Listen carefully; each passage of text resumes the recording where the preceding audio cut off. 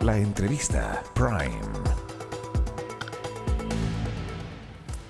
Gracias a quienes continúan en nuestra sintonía por nuestra señal de actualidad 24/7 de Mega Noticias. Ahora llega el momento de profundizar en los temas de actualidad, ¿no? En la entrevista Prime. Esta noche vamos a conversar con Manuel Guerra, profesor de Derecho Procesal Penal de la Universidad San Sebastián y ex fiscal regional.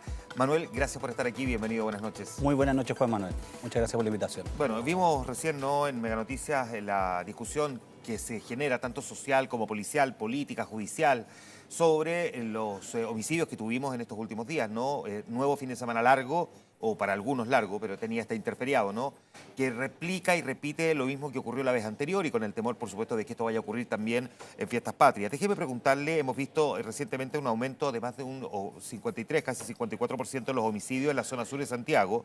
Y me gustaría preguntarle primero, como para empezar esta conversación, ¿qué factores uno podría identificar específicos que deberíamos considerar como para entender por qué se está impulsando esta tendencia? A ver, yo creo que influyen varios factores. Es un tema multicausal, por decirlo de alguna forma, pero uno puede identificar algunos parámetros comunes. En primer lugar, yo diría, y que son fenómenos preocupantes, en primer lugar, uso de armas de fuego. Hay una proliferación en el uso de armas de fuego que yo creo que se ve abonada por una falta de control en la fiscalización que corresponde a la autoridad, que es la Dirección General de Movilización Nacional, la cual absolutamente se encuentra superada por la realidad actual. Hay más de 800.000 armas inscritas, pero muchas otras circulando, como se ha visto en algunos procedimientos, inclusive con armeros que trabajan en forma clandestina, ya sea fabricando piezas o partes de armas o adaptando armas de fogueo para ser utilizadas como arma de fuego. Eso como primer tema. Es un mercado clandestino. Claro, el mercado clandestino que tiene además como adicional el que también vienen armas desarmadas desde fuera, ¿no? Exactamente. Que están ingresando a nuestro país. Ahora, ¿cómo podría la Dirección General de Movilización Nacional tener una mayor fiscalización si se supone que esas armas están escondidas? Uno entiende que la fiscalización es quien compra un arma, la inscribe, que la tenga, que efectivamente no se la haya perdido, pero ¿cómo puede fiscalizar lo que se hace de forma oculta? Lo que pasa es que aquí hay dos parámetros. Uno es la fiscalización a quienes tienen armas inscritas. Hay personas, y eso está más que claro, que tienen muchas armas inscritas a su nombre y en que probablemente no se superaron los requisitos necesarios para poder contar con ellas, como un examen psiquiátrico, personas sin antecedentes. Eso definitivamente es un problema, claro. Es un problema cuando usted tiene en poder de determinadas personas muchas armas que están inscritas legalmente, pero que no sabemos dónde están materialmente. Y la única forma es saberlo fiscalizando, y esa fiscalización es insuficiente. Ahora, en el tema del mercado clandestino es esencial la inteligencia policial en coordinación con el Servicio Nacional de Aduanas. Ya, pero eso escapa, digamos, a la movilización. Por supuesto, eso ya es un tema más bien de prevención delictual, que dice relación con la autoridad política, pero que uno, si lo lleva a más arriba, lo que encuentra es una falta de coordinación, una falta de diálogo entre los distintos actores para visualizar bien este fenómeno y poder actuar. Ya, vamos sino a hablar que de eso. se trabaja en forma estancada, por decirlo, De eso por vamos a hablar estancos. en un momento más, pero usted me decía que son varios elementos, me nombraba este, pero hay otros más, ¿no? Sin duda. Segundo, yo diría que la instalación en forma progresiva de bandas que se dedican al crimen organizado y que para posicionarse en determinados mercados delictuales, como el del tráfico de drogas, como el de la venta ilegal de armas, como en la receptación de especies robadas, van ocupando espacios territoriales, especialmente en el caso de Santiago, lamentablemente las comunas del sector sur, lo cual se gana ese mercado literalmente a balazos. No hay otra forma de imponerse que no sea por medio del uso de la fuerza. Y en ese sentido, eso contribuye sin duda a una espiral de violencia que tiene, yo diría que no solamente como consecuencia del aumento de los homicidios, que es un dato que está más que probado, yo diría que es más delicado aún que de la cantidad de homicidios que ocurren, el porcentaje que se está esclareciendo es muy bajo. Al ser bajo el porcentaje de esclarecimiento, el nivel de impunidad aumenta y por lo tanto sale más barato matar, por decirlo como el costo de delinquir es cada vez más bajo y eso lo saben las organizaciones que además observan que mientras esto ocurre, la autoridad está enfrascada en una discusión entre los distintos sectores políticos, claro, con un fast track legislativo prometido, pero que hasta el día de hoy avanza poco, donde hay mucha polarización en el ambiente político que influye en estas cosas que uno diría deberíamos estar medianamente de acuerdo, pero que por distintos motivos paralizan el impulsar proyectos que puedan ser solución para este tipo de problemas. Ya, vamos a ir a esos otros aspectos en un momento más. Déjeme entonces continuar en esta descripción que usted me hace. ¿Cómo habría que describir, cómo podríamos describir, para dimensionar un poco la actual fortaleza que tiene el crimen organizado operando en nuestro país cuando tiene como resultado efectivamente el resultado más grave, ¿no?, que es el del homicidio? A ver, yo lo podría describir como un proceso que ha avanzado de manera, yo diría, muy rápida en los últimos años, en el cual el crimen organizado dejó de tener una dimensión poblacional como lo tenía en algún momento y con componentes nacionales, y al día de hoy ya vemos que obedece a fenómenos inclusive transnacionales con el ingreso de bandas extranjeras que se encuentran instaladas en el país y donde yo diría que lo que se está pesquisando en relación a lo que ocurre es un porcentaje menor. Por lo tanto, más allá de esfuerzos importantes, como por ejemplo los equipos ECO de la Fiscalía contra el crimen organizado, que tratan de hacer un trabajo importante y el que desarrollan las policías en determinados casos, vemos que es cada vez mayor el número de causas que están ocurriendo, casos que ocurren, no solo con fallecidos, sino que con homicidios frustrados por una cantidad importante, y además un bajo nivel de descubrimiento. Pareciera ser que no tenemos información de inteligencia disponible para avanzar en la desarticulación, y yo eso es lo que encuentro más preocupante. Estas bandas se instalan en los países y cuesta mucho erradicarlas si es que no se encuentra con un aparato de inteligencia para poder detectarla y poder abordarla en los distintos territorios donde se van instalando y donde van ejecutando sus funciones. Ya. Si le agregamos el otro componente, que hasta hace algunos años algunos decían que había que tener mucho cuidado porque se estigmatizaba, que era el de incorporar el elemento de la inmigración irregular a nuestro país, pero que hoy definitivamente está teniendo un componente también de presencia dentro de estas bandas criminales. ¿Cuánto está afectando la seguridad y especialmente las ciudades más afectadas por la violencia, digamos, fenómeno de la inmigración irregular? A ver, yo creo que, tal como dice, es imposible desconocer la influencia que tiene en precisamente las actividades criminales más graves. El crimen organizado se caracteriza por ejecutar acciones con osadía, diría yo. Primero, es una organización que pretende ganar dinero. Y lo que hemos importado, aparte de esta lógica de ganar dinero, que yo diría está presente en las organizaciones chilenas, es la lógica del uso de la violencia extrema con tal de conseguir resultados. Ya. Y si uno ve cuál es el porcentaje de imputados en los delitos de homicidio aclarado o la incidencia de víctimas extranjeras inclusive, producto de estos homicidios, ve un aumento relevante y sin lugar a duda que juega un componente fundamental. Uno no puede olvidar que cuando ve las tasas de homicidio, cuando ve las ciudades más complejas en materia delictual, junto con la región metropolitana, se encuentra con que están las regiones del extremo norte que son fronterizas con Perú y Bolivia, que es por donde ingresan irregularmente la mayoría de los migrantes que luego se ven involucrados en acciones delictuales. Arica, Alto Hospicio, Iquique, Antofagasta son lugares donde ha crecido de manera exponencial el delito violento, el que ocasiona muerte como el homicidio, y también fenómenos como el tráfico de drogas y el contrabando de vehículos robados de otro tipo de especies y que permiten lucrar. El crimen organizado es una empresa en definitiva y tenemos que entenderla como tal. Y que se va diversificando también en el tipo de delitos que van cometiendo según es. se van adaptando. Déjeme preguntarle entonces, ¿qué mejoras en esa línea, ¿no?, en el de enfrentar la migración irregular, son necesarias en el control de nuestras fronteras? ¿Cree usted que hoy día no se están adoptando y que podrían estar funcionando? Se lo pregunto en su expertise, ¿no?, mirando esta realidad como exfiscal. Sí, yo tuve la oportunidad de ser fiscal adjunto y fiscal regional en Tarapacá. Conozco, por tanto, por lo mismo, me parece que realidad. Es muy pertinente lo que usted nos puede decir. Yo tengo la siguiente impresión y creo que esto además ha sido objeto de debate muchas veces. En Chile, el control migratorio por ley le está entregado a la Policía de Investigaciones de Chile. Es la PDI la que tiene el control migratorio. Así es. La Policía de Investigaciones tiene alrededor de 12.000 funcionarios en el país, en su totalidad, de los cuales un porcentaje menor, desconozco el número, pero le aseguro que es un número bastante menor, es el que se dedica al control migratorio, que uno lo ve esencialmente en los pasos fronterizos habilitados, donde se ingresa regularmente. Luego, le corresponde también a este Departamento de Extranjería de la PDI el control de los extranjeros denunciados como irregulares en Chile, que son una cantidad importante y que normalmente surgen a partir o de controles de identidad o de detención efectuadas por carabineros.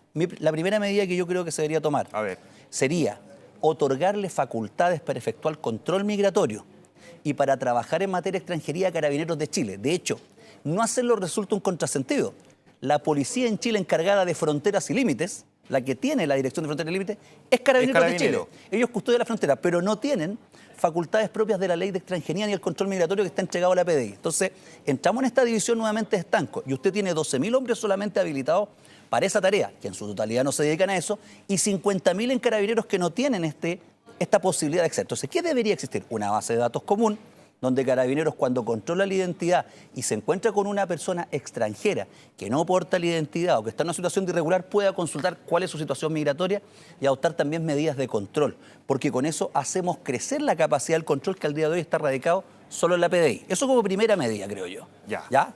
A ver, nómbrame algunas más porque después voy a volver a algo que me dijo recién, que requiere entonces de una mayor coordinación entre los cuerpos que se encargan de este combate. Yo diría que derechamente es una modificación más bien administrativa que disponga el gobierno a otorgarle la potestad a Carabineros. No se requiere aquí una gran tramitación legislativa. Yo creo más en esas agendas. ¿Se ha explicado por qué eso no ha ocurrido? Yo diría que tiene que ver con una tradición, con una lógica que la mayoría de los países entregan esto a un cuerpo policial, pero la realidad nos impone a nosotros que al verse superado un cuerpo policial para hacerle frente a esto, Ahora, que es una oleada masiva, ya, está bien, creo que sería un error. Carabineros también en otras áreas podría decir que también está superado, ¿no? Y que además se le estaría entregando esta otra facultad pero yo creo que es adicional a las labores sin que duda, están teniendo. Pero yo creo que tenemos que hacernos cargo de aquellos problemas que el día de hoy nos están aquejando de manera más fuerte. Al día de hoy, el fenómeno de la migración irregular, que se traduce luego en la comisión de delitos, es un fenómeno importante que influye en la situación de inseguridad. Y Carabineros, como policía preventiva, es la que ejecuta el control callejero. Si aquí el control callejero, el control en la población lo tiene Carabineros, por ley, es la policía eminentemente preventiva. Por lo tanto, entregarle esas atribuciones para poder controlar, yo creo que no es sumarle más trabajo, es otorgarle herramientas para poder controlar sin necesidad de consultar a la PDI y generar de esto una burocracia que luego es difícil de llevar adelante y que lleva a un nivel de control que es escaso. La posibilidad de que una persona que es migrante irregular sea detectada y se conduzca ante la autoridad pasa esencialmente al día de hoy porque sea sorprendido en la comisión de un delito. Si eso no es así, puede consolidar su situación de irregularidad en el país y en definitiva puede participar de delitos y por eso nos encontramos cada cierto tiempo con personas que mueren y no sabemos quiénes son porque no tienen registrada su identidad en el país, no tienen cédula chilena, por lo tanto no tienen huellas con los cuales identificarlo y tenemos una realidad que estas personas provienen mayoritariamente de ciertos países que también sus sistemas de identificación son bastante débiles y el nivel de coordinación con nuestro país tampoco es el mejor. Entonces hay una serie de factores que se van mezclando que hacen, a mi juicio, necesario sumar a Carabineros en el control migratorio y no dejarlo excluido como está el día de hoy. Voy a volver entonces a la necesidad de una mayor coordinación entre los equipos que están trabajando en esto. Le pregunto particularmente por la coordinación entre Carabineros, la PDI, pero también quiero incorporar a Gendarmería en este aspecto.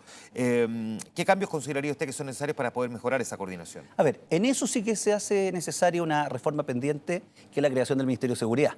Usted tiene que tener a los distintos cuerpos que cumplen funciones policiales, como son estos tres, como es la Armada a través de Directemar, como es el Servicio Nacional de Aduana, que si bien no es policía, ejecuta labores de control, también que podríamos decir, controlan también la ejecución de delitos, de tenerlos bajo un solo paraguas desde la perspectiva gubernamental, que sería el Ministerio de Seguridad, y no tenerlos con distintas dependencias. Yo creo que eso es esencial. Ya, ahora, eso es relevante, pero al mismo tiempo hemos tenido la discusión política de un ministerio que se viene anunciando desde el gobierno de la presidenta Bachelet 1, que se viene hablando de esto, que cuando uno se está en la letra chica, algunos plantean y señalan, ok, pero que no debería tener secretarías regionales ministeriales. Y uno dice, pero ¿por qué no debería tener si es un ministerio tan relevante, pareciera hoy, en nuestra ciudadanía? Porque cree que desde la perspectiva política, yo sé que aquí lo llevo a la arena política, pero nos encontramos con ese tipo de piedras de tope, ¿no? Han existido piedras de tope desde ese gobierno de la presidenta Bachelet 1, digamos 2006 a 2010 en adelante, que han impedido sacar adelante una iniciativa que cuando uno la pregunta separadamente a cada actor político, todos consideran que es necesaria. Es una cuestión bastante paradojal, por decirlo de alguna forma. Claro, pero la letra chica es donde empiezan a aparecer los problemas. Yo tengo la impresión que esto tiene que ver solamente con ventajas menores de carácter político. Y creo que ahí está el verdadero problema transversal de nuestra situación de seguridad. Mientras los actores políticos sigan viendo esto como un problema del gobierno de turno, nosotros la verdad que vamos a seguir empeorando la situación que estamos viendo, porque vamos a seguir haciendo lo mismo que venimos haciendo hace 20 años y que nos tiene la situación del día de hoy, con un gran porcentaje de delitos denunciados, pero no esclarecidos, y con un aumento de la violencia. Y para eso se requiere, yo diría, un acuerdo político transversal de una vez por todas, en que, más allá de quién gobierne, hay que hacer de esto un asunto de Estado, con una política, yo diría, de seguridad permanente, que trascienda un gobierno, que ojalá dure 2 gobiernos, para que en definitiva, cualquiera sea el sello del gobierno, hayan algunos temas ejes, como la creación del Ministerio de Seguridad, como la dirección de las policías, que escapen a la contingencia. Y eso, yo diría que... Suena muy atractivo, perdón que lo interrumpa, pero políticamente pareciera que es muy improbable. Yo de hecho hoy día soy bastante pesimista por lo mismo, porque noto que tenemos un nivel de polarización política tan grande que en estos puntos que uno dice, ¿por qué no llegamos a acuerdos en cosas como básicas? No estamos llegando a acuerdos y tenemos paralizada el avance en distintas medidas de gestión y medidas legislativas en materia de seguridad que podrían contribuir a hacerse cargo de un problema que crece. Yo creo que ahora, le estamos haciendo un tremendo favor al crimen organizado con esta estructura. Eso mirándolo en el vaso medio vacío, pero en el vaso medio lleno habrá que reconocer también que desde el retorno a la democracia, a uno que le ha tocado reportear esto durante tantos años, no habíamos visto nunca un Ministerio del Interior que estuviera tan encima de, de materias de delincuencia y seguridad como ha sido este Ministerio del Interior y que haya logrado sacar adelante desde el Congreso, que donde además no tiene mayoría, más de 50 proyectos de ley en torno a esto. O sea, estábamos tan al debe que con 50 proyectos sacados adelante, aún así todavía nos falta mucho camino por recorrer. Así es. Lo que pasa es que nosotros tenemos que también darnos cuenta de que la situación es muy distinta a lo que ocurría probablemente hace 20 o 30 años atrás. Nuestra situación delictual hoy día es mucho más delicada por una serie de fenómenos que son responsabilidad de Chile, pero también de fenómenos externos, como es, por ejemplo, la situación que ocurre en Venezuela y que luego influye en que una gran parte de la población venezolana haya salido del país, un número importante, se habla de casi un cuarto de la población venezolana, y una parte importante en Chile, que no estaba preparado para esto. Entonces, efectivamente, uno tiene que valorar los esfuerzos que se están haciendo, que yo creo que en eso el Ministerio del Interior ha tenido avances importantes y hay una preocupación real que nadie desconoce, pero el desafío también es cada vez más grande. No teníamos carabineros asesinados y quemados como los tenemos al día de hoy, claro, ni realidades de ese tipo que eran completamente ajenas a nosotros. Hay un accionar bastante más violento, digamos. Y yo diría que el Estado, y esto va más allá del gobierno, no es una crítica al gobierno, yo creo que es una crítica transversal a los distintos actores del sistema penal, pero también a los actores políticos, de no entender o no dimensionar aún la realidad que estamos enfrentando. Yo creo que recién, me atrevería a decir, hace poco en el gobierno, haya un real convencimiento de la gravedad que tiene esta situación. Sin duda que hay una situación preocupante, pero la profundidad de la gravedad de la situación que estamos viviendo, yo creo que es algo que recién se están convenciendo los distintos actores de manera transversal de esto, que es el primer paso. Lograr alinearnos en una visión común respecto del problema para luego abordar soluciones. Hemos hablado de lo que le falta a Carabineros, lo que podría mejorar en el caso de la PDI. Déjeme preguntarle a usted, habiendo sido fiscal, ¿qué deficiencias observa o qué carencias, si prefiere, pero en la práctica es lo mismo pero más sutil, en la gestión del Ministerio Público también en el combate a la delincuencia? A ver, yo creo que el Ministerio Público requiere sin duda un cambio de enfoque. La gestión del Ministerio Público históricamente estuvo gobernada por criterios eminentemente cuantitativos y no cualitativos. Importaban los grandes números, pero no se hizo, yo diría, la ingeniería de detalle para ver cuáles eran los fenómenos criminales más preocupantes. Hoy día uno nota un esfuerzo en ese sentido por parte del fiscal nacional, quien además ha hecho una propuesta de fortalecimiento a través de la creación de la Fiscalía Supraterritorial para enfrentar el crimen organizado. Pero yo diría que también eso tiene que ir de la mano de la fijación de metas de gestión objetivas en la consecución de resultados respecto del uso de los recursos. Póngame un ejemplo de una fijación de metas objetivas, a ver.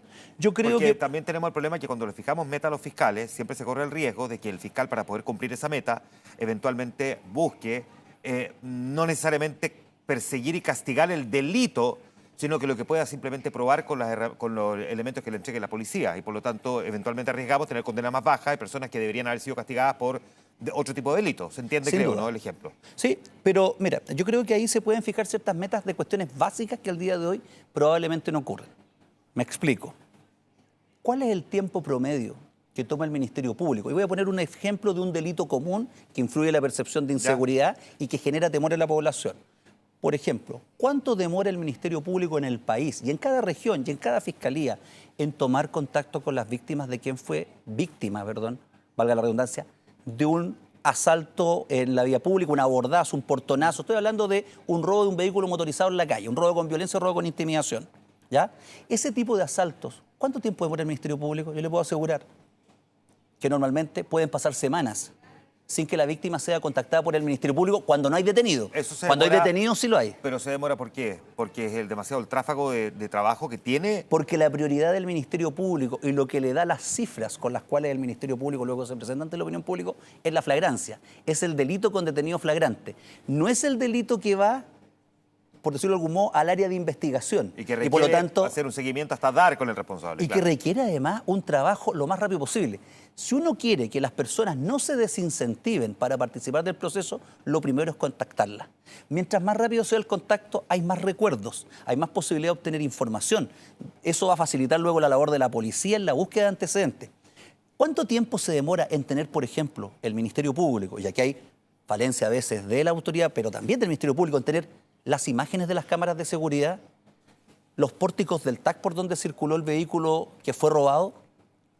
Pasa a veces mucho tiempo en que recién salga la orden a la policía para que esto se desarrolle. ¿Por qué? Porque la prioridad la tiene el detenido que cayó en delito flagrante, que normalmente es el más torpe, no es el más inteligente de los delincuentes, ¿no es cierto? Si lo pillaron es por lo mismo. Es por lo mismo. Entonces, ahí yo creo que hay, por ejemplo, un ejemplo de meta de gestión. Segundo, hay que priorizar y hacer que ciertas declaraciones, como las de las víctimas, sean tomadas por el Ministerio Público, sus fiscales y abogados asistentes. Probablemente se pueda con esto establecer de que hay un déficit de personal en el Ministerio Público en determinadas fiscalías más que en otras. Y en función de eso se tendrán que enfocar el destino de los recursos que el propio Ministerio Público tiene. Pero no puede ser que todo eso esté luego delegado en la policía. Usted se encuentra con frecuencia, y esto es un tema sabido por los fiscales, no estoy cometiendo ninguna infidencia, que a veces entre la formalización de la investigación cuando hay un detenido flagrante y luego el cierre de la investigación para acusar, es decir, todo un proceso de investigación, con suerte se contactó una vez a la víctima, y a veces nunca. Y luego se acusa y recién en juicio nos venimos a enterar de la versión de la víctima que entregó ante la policía ante un fiscal. Ese tipo de trabajo, de prolijidad para mejorar el resultado de lo que se lleva a juicio y también para descubrir más delitos, es posible establecer metas. No soy partidario de establecer metas de detenciones, porque eso es peligroso cuando se hace con la policía. No, por supuesto. Fue un camino a la arbitrariedad, ni tampoco de condenas, porque precisamente con tal de obtener una condena, aunque sea baja, muchas veces quizás se va a resignar la persecución penal más global de fenómenos criminales que merecen un castigo más grave. ¿Usted cómo evalúa el plan Calle Sin Violencia? Yo sé que esto ha tenido, y sobre todo durante estas últimas horas, no harto intercambio de opiniones fundamentalmente políticas, pero parecía una buena herramienta y que, sin embargo, al menos en la región metropolitana ha costado que muestre resultados. De hecho, lo reconocía el subsecretario del Interior, Manuel Monsalve, hoy día. Yo creo que es una política bien intencionada, sin duda que el focalizar la acción en aquellos lugares que resultan más perjudicados por la acción de la delincuencia es fundamental. Uno puede pretender tener los mismos resultados, ni la misma distribución de recursos en todos los lugares, sino que priorizar en aquellos lugares más afectados, tomando en consideración además que este es un fenómeno de dinámica. Cuando usted aprieta en un lugar, se genera el efecto globo. Si usted va a Vicuña Maquena, no sé, en la Plaza Baquedano, y usted tiene una alta incidencia de robos, y usted pone más presencia policial, van a disminuir, pero se van a trasladar. Entonces, eso requiere, yo diría que una mayor agilidad, y me parece que los recursos policiales son insuficientes para abordar esta realidad. Y además, ¿cuáles son los parámetros de éxito, en definitiva? Porque uno lo que quiere ver es, yo creo que hay dos parámetros para medir la acción policial siempre. O usted tiene una disminución de delitos, lo que muestra que las acciones preventivas están dando resultados. Ojo, perdón que lo interrumpa ahí, pero también hay quienes han planteado que una disminución en ciertos delitos, como por ejemplo los homicidios, podrían también estar reflejando que el crimen organizado ya logró tomar control territorial, no tiene un enfrentamiento con otra banda con la que está peleando por el control territorial, y por lo tanto por eso es que no hay víctimas, y por lo tanto esa disminución de homicidios no necesariamente sea una buena gestión en materia investigativa policial. Y por lo mismo, yo creo que el otro parámetro, porque uno tiene que cruzar aquí distintos mecanismos de control y mecanismos de evaluación, es cuántos de los homicidios ocurridos, por poner el ejemplo del homicidio, se han logrado esclarecer. Y ahí donde yo diría que está el drama más grave del país y que es el principal desafío para el Ministerio Público, para las policías y para cualquiera de los gobiernos. Se queda lo mismo que en gobierne. El fenómeno es común. Y que es que mientras nosotros hace 10, 12 años teníamos cerca de un 90% de homicidios esclarecidos, normalmente entre los primeros 30 días, al día de hoy tenemos una tasa que llega con suerte al 60%, es decir, hay un 40% de homicidios no esclarecidos. Y eso habla de que, en definitiva, la gente tiene miedo a colaborar, tiene miedo a entregar su versión porque siente que puede ser víctima de represalias por una organización criminal que está bien estructurada y que además, yo me temo, que en muchos lugares está teniendo el control territorial, y eso se traduce, entre otros factores, en que cuando esto ocurre, eso es lo que muestra la experiencia comparada, el propio crimen organizado, entre comillas, administra justicia en los barrios. Ellos son los que liberan, es el concepto que le dan de barrio liberado, se le llama en algunos Claro. lugares, barrio liberado del Estado, y sustituyen la presencia del Estado por su propia Sí. lógica. Hemos visto cómo incluso pueden hasta cambiar la dirección de las calles Entonces, porque a mí me preocupa, les conviene más que la calle a vaya mí me vaya que no preocupa vaya que el vaya. día de mañana tengamos que enfrentarnos a la cruda realidad de tener que negociar con el crimen organizado, por ejemplo, respecto de qué lugares deja libre o qué delitos no comete para evitar, ¿no es cierto?, el temor de la población. ¿Cuán cerca estamos de enfrentar una situación como esta? Yo creo que tan cerca no estamos porque nuestras autoridades han sido tajantes en decir que no se negocia en esas circunstancias, pero yo creo que es un fenómeno que si empieza a crecer la tasa de homicidios, si siguen creciendo los delitos que no son esclarecidos, probablemente en un momento dado, si se fortalecen las organizaciones, sea un tema que no se vaya a descartar del todo. Me parece que eso sería dramático, ¿ya? Se rumorea, por ejemplo, que en El Salvador parte de la acción contra la delincuencia que habría reducido sustancialmente los homicidios pasaría por ciertos acuerdos del gobierno del presidente Bukele con algunas de las organizaciones criminales que operaban en El Salvador. Si ese es el costo, yo lo encuentro lamentable, porque en definitiva eso significa de alguna forma también dejar que pasen cosas, ¿ya? No nos podemos olvidar, por ejemplo, que ahí Estados Unidos ha cuestionado el método Bukele, por decirlo de alguna forma, porque precisamente considera que de algún modo actividades como el tráfico de drogas siguen ocurriendo con destino hacia los Estados Unidos y que El Salvador se ha preocupado de proteger su frente interno, por decirlo de alguna forma, pero olvidándose un poco lo que ocurre fuera de sus fronteras. Entonces, me preocupa que eso llegue a ocurrir acá. No creo que exista la disposición de las fuerzas políticas como para algo así. No. Yo creo que sería impensado, pero la debilidad institucional para responder ante el delito en cualquier sociedad abre caminos para el fortalecimiento de estos poderes paralelos que se van enquistando en los barrios y que van en definitiva entregándole más prestaciones a la población que las que le entrega el Estado. Y por lo tanto, esto implica también una respuesta del Estado desde otra óptica. No es solamente el combate a la delincuencia y el crimen organizado, sino que también y al mismo tiempo fortalecer su presencia en los sectores más vulnerables donde el crimen organizado se puede instalar. Déjeme preguntarle por último si se está entendiendo en esta dimensión, más allá de si se están haciendo las cosas correctas, lo está entendiendo la autoridad y entiende la autoridad el Parlamento, el Poder Judicial, el Ministerio Público, las policías y el gobierno están entendiendo la dimensión de lo que usted está describiendo ahora. Yo creo que hay cada vez más un nivel de entendimiento y yo por eso veo como algo positivo que más allá del dramatismo de los hechos que hemos podido ver el fin de semana y que hemos visto el último tiempo, se avance hacia una visión común, a identificar cuál es el enemigo, por decirlo de algún modo, común del Estado de Chile, no del gobierno de turno, no de la fuerza política que gobierna, y eso yo creo que es ya un primer paso. Ahora viene el momento de implementar soluciones, de diseñar políticas, algunas de rápido curso y otras más de mediano o largo plazo, para enfrentar un fenómeno que no se va a erradicar en un año ni en el próximo gobierno. El que prometa eso miente. Es decir, esto es un tema de muchos gobiernos para poder solucionarlo, para poder primero estabilizar y evitar que esto siga creciendo y luego ir atacando aquellos fenómenos más puntuales que vayan ocurriendo para ir disminuyendo la presencia delictual. Pero no le prometamos a la gente, porque nos avecinamos a campaña, elección municipal este año y gobernadores regionales, el próximo año elección presidencial, que es una época en que proliferan muchas ideas y vienen promesas de que se va a terminar con la delincuencia poco menos que en un año. Eso es imposible. Perfecto. Y el que lo prometa, miente. Así partimos la semana. Manuel Guerra, gracias por venir a conversar con nosotros. No, muchas gracias, Juan Manuel. Profesor de Derecho Procesal Penal de la Universidad de San Sebastián, ex fiscal regional, conversando esta noche con nosotros en la entrevista Prime en Mega Noticias Ahora. Gracias por estar con nosotros. Manténganse en nuestra sintonía. Buenas noches.